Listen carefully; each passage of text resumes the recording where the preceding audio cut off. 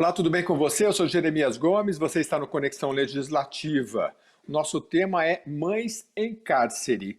Olha, a maternidade, a gente sabe que é um momento único na vida de um casal, de uma mulher, muito especial. Existem políticas públicas para que estas mulheres tenham um parto cada vez mais humanizado. Mas e as mulheres que estão em situação de cárcere, mulheres que estão presas?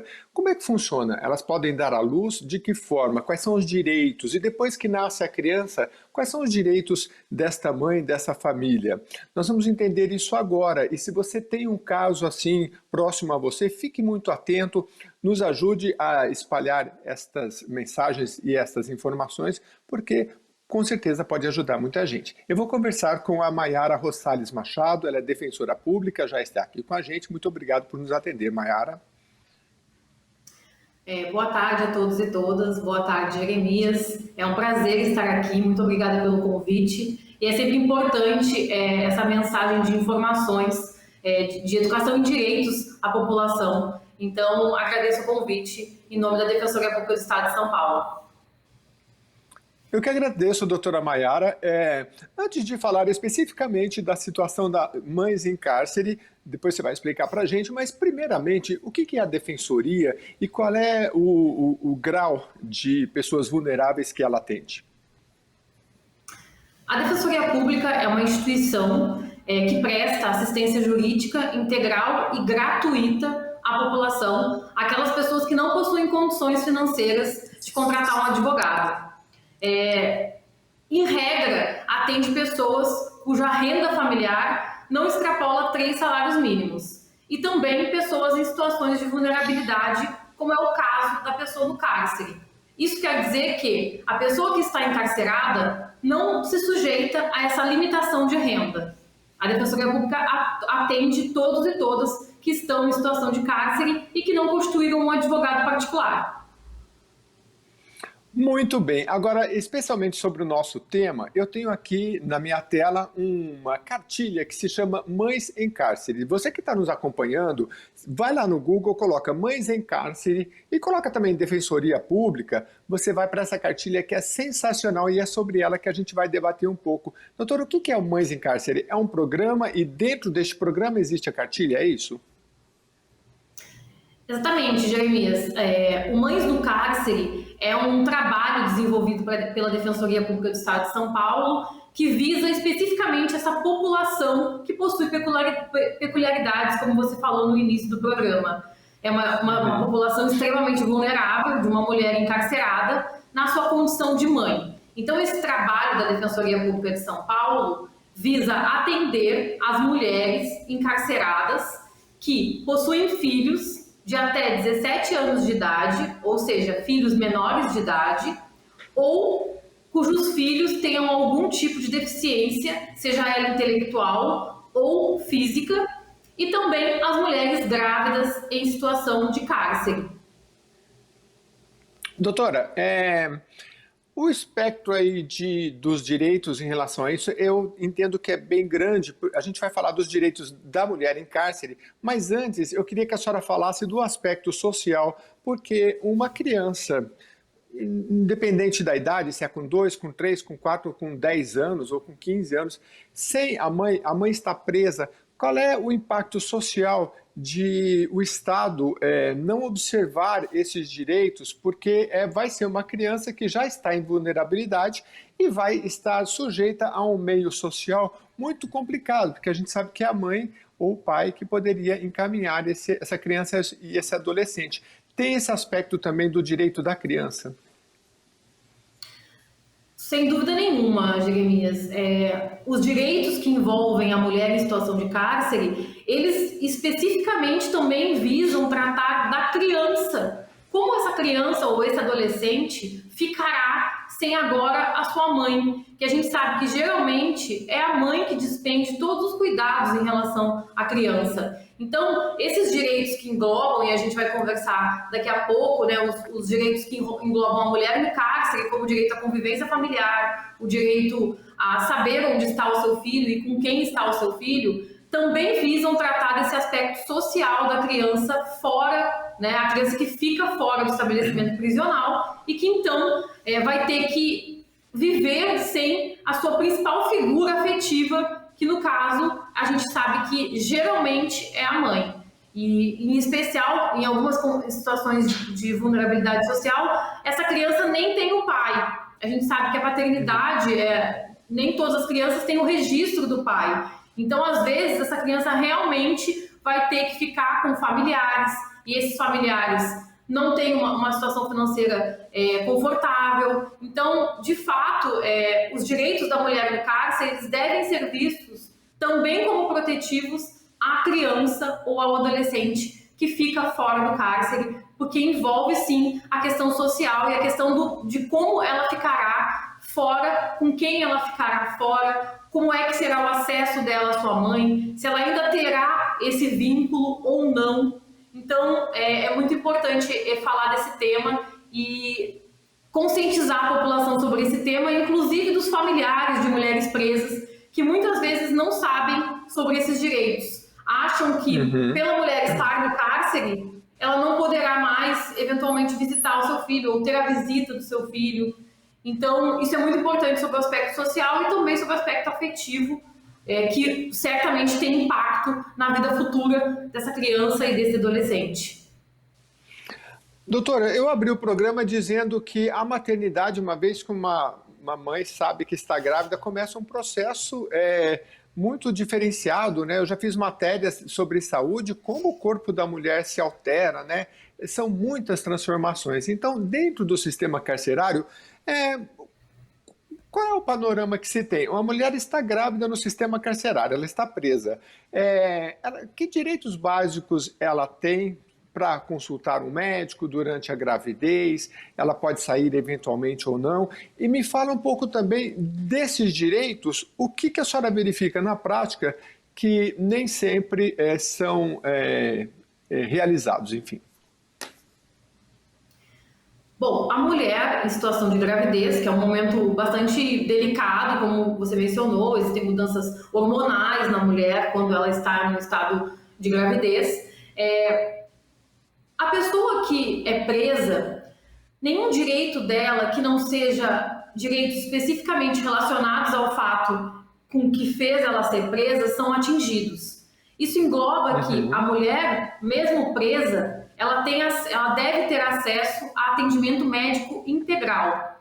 E uma mulher grávida, a gente sabe que precisa da realização de um pré-natal. Ela precisa de um atendimento especializado quando está grávida. E esse atendimento deve ser garantido ainda que a mulher esteja no cárcere. Infelizmente, na prática, em algumas situações a gente não verifica que isso esteja acontecendo, uma vez que, de forma geral, no cárcere em São Paulo, especificamente, há uma falta de atendimento médico de forma geral. Então, em alguns casos que o Mães do Cárcere atendeu, existiam sim mulheres que ainda não tinham realizado, por exemplo, uma ultrassonografia, que é um exame muito básico quando a mulher está grávida e é garantido sim pela legislação a mulher que está no cárcere. Então, assim, na prática a gente não vê esses direitos sendo realizados de forma plena, mas a lei garante que eles sejam realizados de forma plena. E é válido ressaltar que a mulher em situação de cárcere, ela não deve ser obrigada a realizar nenhum tipo de exame. Isso deve partir da sua vontade. E também é válido salientar que os resultados médicos, diagnósticos médicos, mesmo com a mulher no cárcere, estão garantidos pelo sigilo médico. Então, essas informações não devem ser públicas.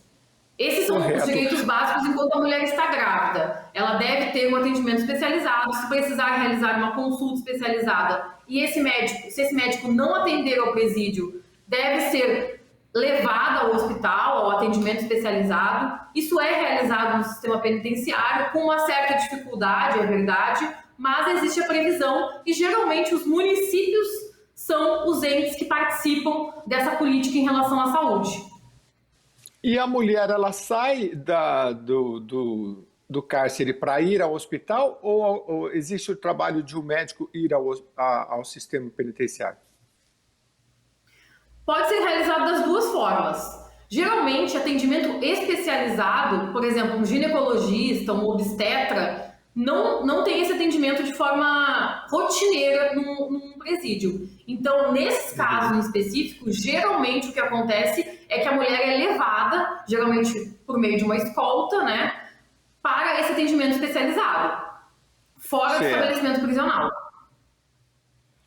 Doutora, eu acho que é muito relevante a gente deixar claro já aqui como que uma pessoa presa, no caso uma mãe, que a gente está tratando aqui, ou um familiar, pode entrar em contato com a defensoria se algum direito dela for negligenciado.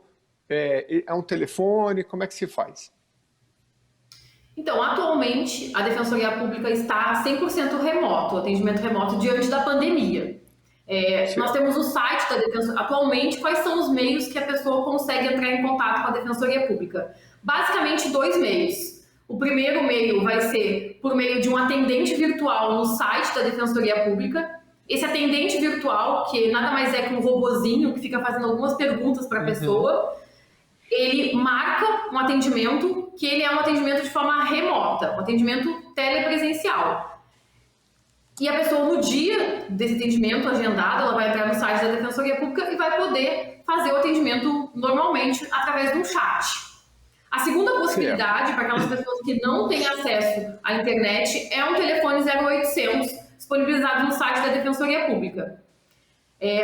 Salvo engano, sem ser essa semana, a próxima semana, a Defensoria Pública retoma aos atendimentos mistos. Ou seja, vão ter atendimentos virtuais e também atendimentos presenciais para aquelas pessoas que não possuem acesso à internet. E esses atendimentos que vão ser presenciais vão ser agendados por meio desse 0800 que está disponível no site da Defensoria Pública. Doutora, o que mais de demanda chega para vocês que são deste núcleo que trabalha em defesa das mães em cárcere? No trabalho do Mães no Cárcere, o pedido principal que é realizado é o de prisão domiciliar.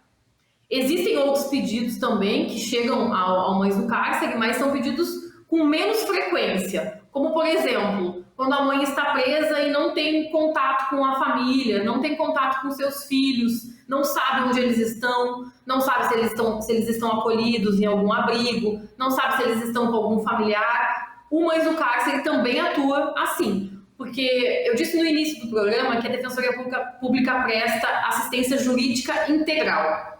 Essa assistência jurídica integral, ela não envolve só ajuizamento de ação e pedidos judiciais para o Poder Judiciário. Envolve também um atendimento extrajudicial. E esse atendimento extrajudicial envolve, então, outros pedidos. Como a gente estava conversando sobre atendimento médico. Se a mulher não estiver recebendo atendimento médico, os seus familiares podem entrar em contato ou ela mesma pode enviar uma carta à Defensoria Pública para noticiando essa situação. Não estou recebendo atendimento, não estou fazendo meu pré-natal aqui no presídio, e a Defensoria Pública vai interceder junto ao estabelecimento prisional. Então não seria, em princípio, um pedido judicial, e sim um pedido administrativo à administração penitenciária, para que então possibilite essa mãe, essa mulher grávida ou essa mãe, se for alguma outra situação como eu mencionei, como, por exemplo, não ter acesso ao seu filho, não saber onde ele está acolhido, a Defensoria Pública vai fazer esse contato, né, que é extramuros, né, e a mulher, então, dentro do presídio não consegue fazer, não consegue obter esse tipo de informação. Então, a Defensoria Pública vai interceder por ela e por meio do trabalho do Mães do Cárcere, vai não só fazer pedidos de prisão domiciliar, como também viabilizar uma visitação a essa mulher, por exemplo, verificar o atendimento médico, se está sendo realizado, algum exame específico que esteja necessitando, algo relacionado à maternidade que esteja precisando. Então, não engloba apenas os pedidos judiciais, engloba também uma atuação extrajudicial que é de suma importância. Entendi. Programa Conexão Legislativa está aqui conversando com a doutora Maiara Rosales Machado, ela é defensora pública, ela trabalha, vai explicar para mim, ela já falou, mas daqui a pouco ela pode repetir, é o núcleo Como é que chama o núcleo, doutora? Eu sou membro do Núcleo de Situação Carcerária da Defensoria Pública do Estado de São Paulo, que é um núcleo que visa especificamente a população carcerária. Ótimo. Então, eu ainda tenho muitas perguntas aqui de utilidade pública, desde a questão do parto, se pode acompanhante ou não, a questão da amamentação, perda de guarda, são muitas coisas, então a gente vai num bate-bola rápido para levar o máximo de informação para você. Doutora, as mulheres presas têm direito a acompanhamento médico durante o pré-natal e o pós-parto? Isso a senhora já respondeu, né? Agora, como é que deve ser realizado o parto das mulheres que estão presas?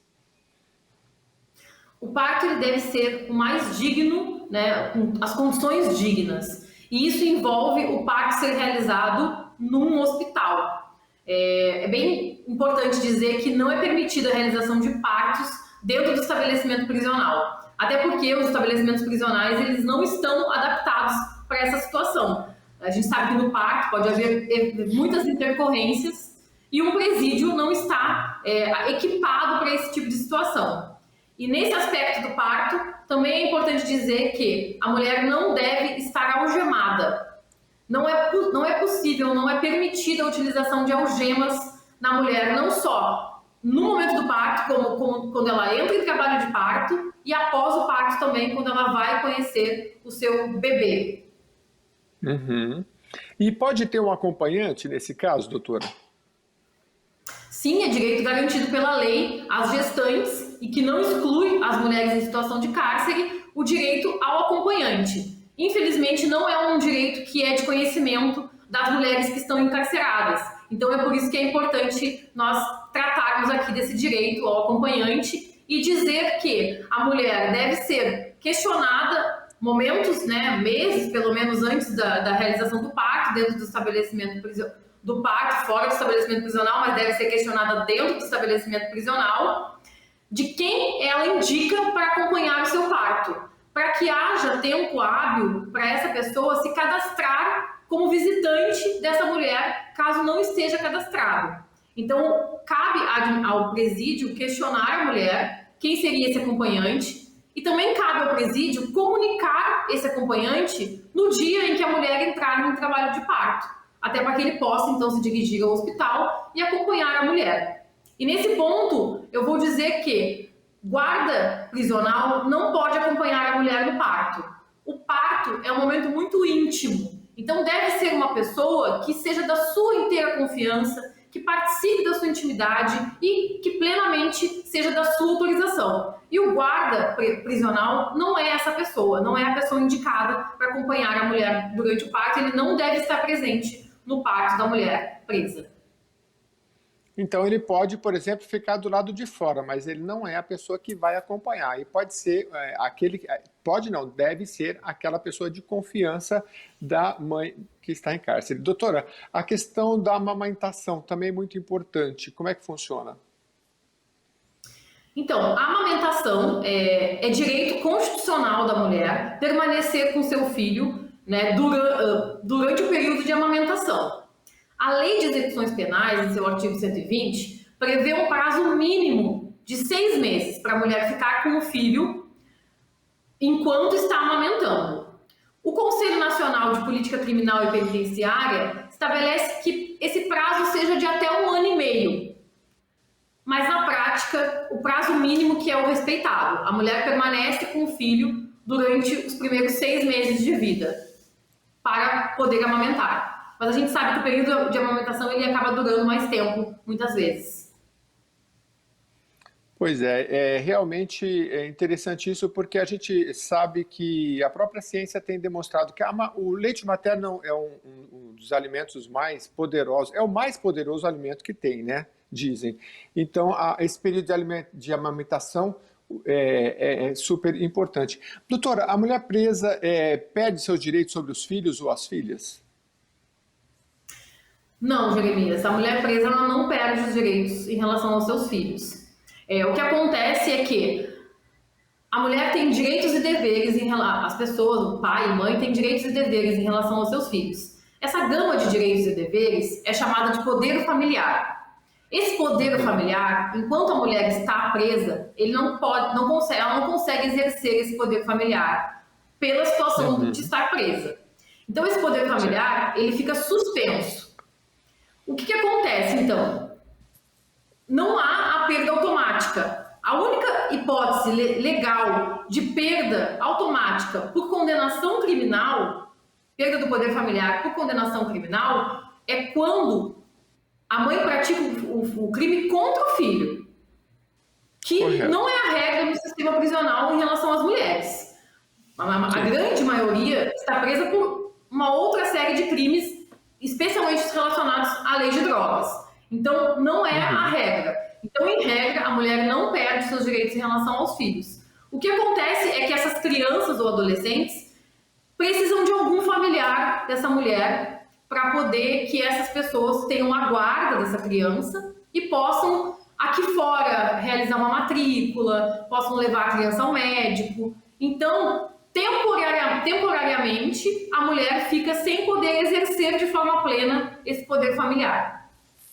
Correto. E aí, a guarda dessa criança, doutora, aí é a justiça que vai definir? Por enquanto fica com a avó, fica com o tio, enfim.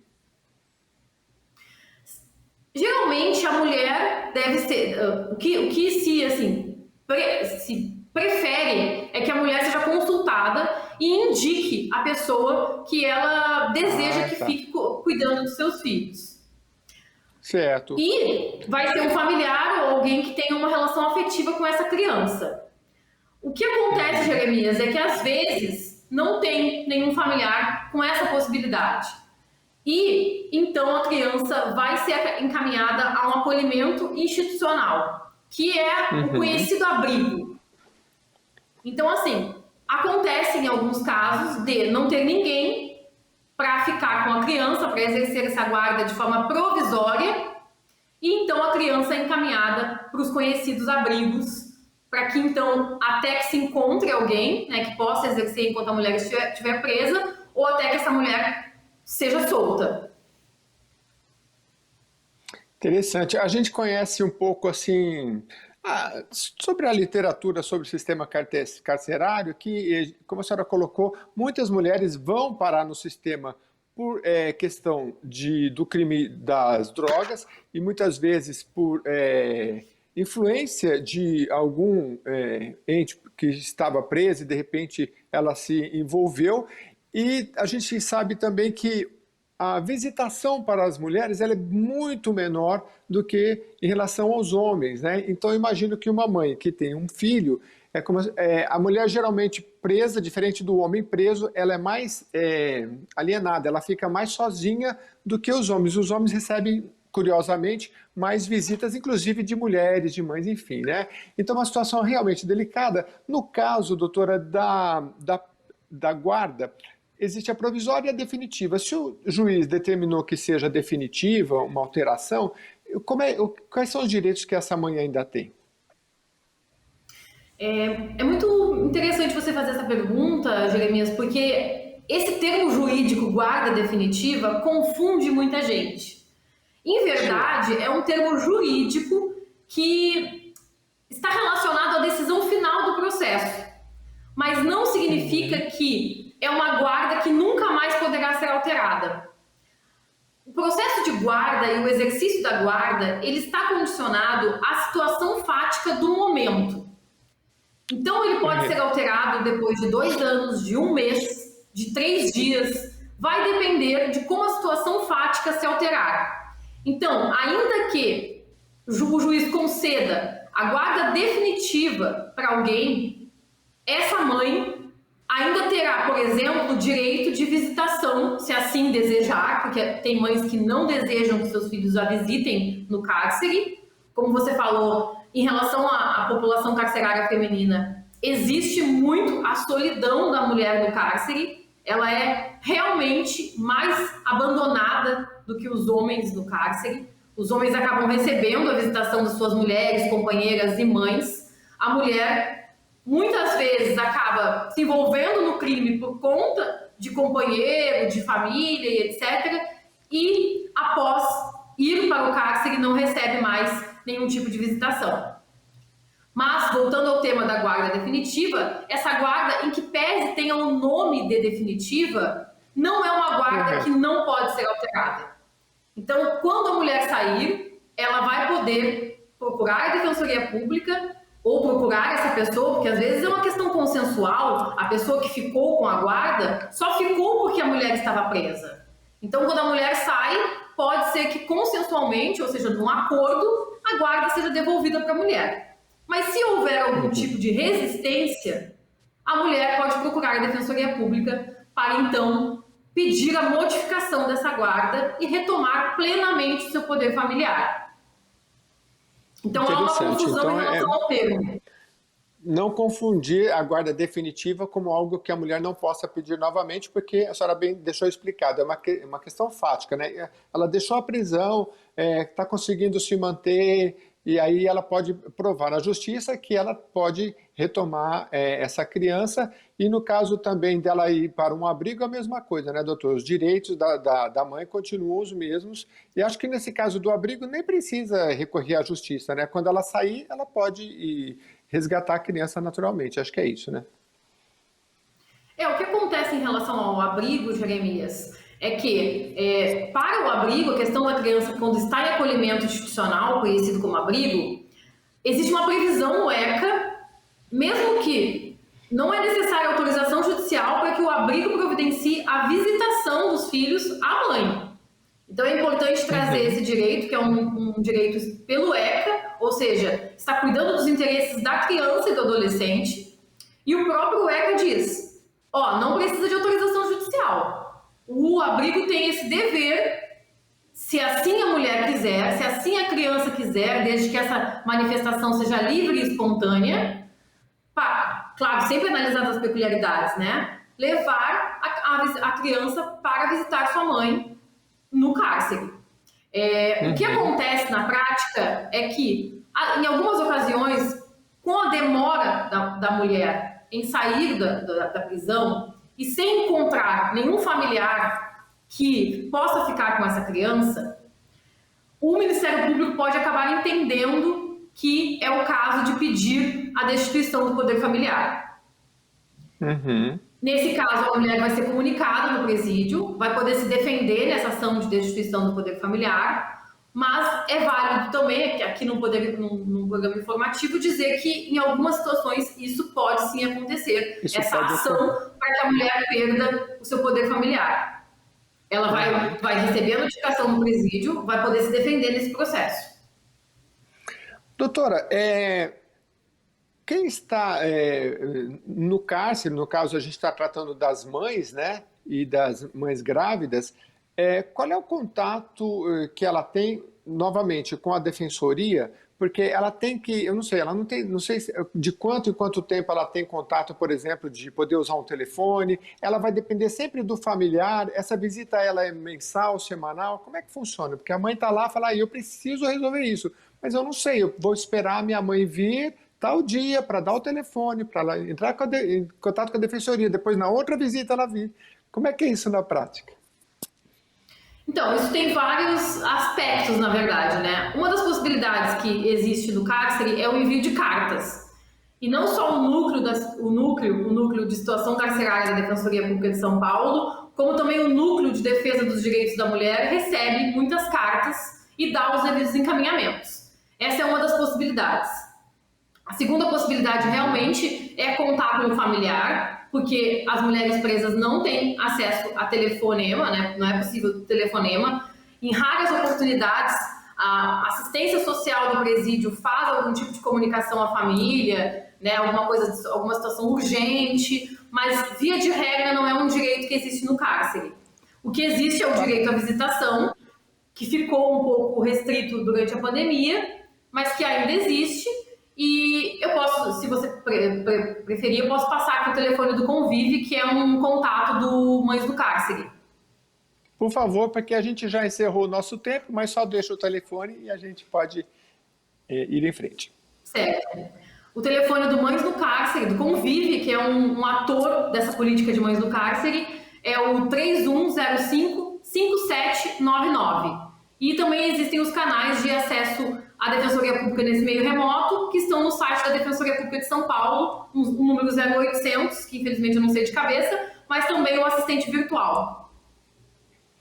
Muito bem. Eu procurei aqui, enquanto a gente falava, né, da questão dos contatos, e entre eles o 0800. Daqui a pouquinho, aqui, 0800 77 34340. Se você quiser rever este programa, você vai lá no YouTube, coloca Alesp, vai colocar lá Mães em Cárcere e você vai poder rever este programa com todas as informações. A gente ia falar sobre prisão domiciliar, mas o tempo acabou, mas já fica o convite aqui para a doutora, quem sabe fazer um programa só sobre esse tema, se a senhora topar. Muito obrigado por enquanto, doutora. Muito obrigada a vocês. E a você que nos acompanhou até aqui, muito obrigado pela sua audiência. Até o próximo programa.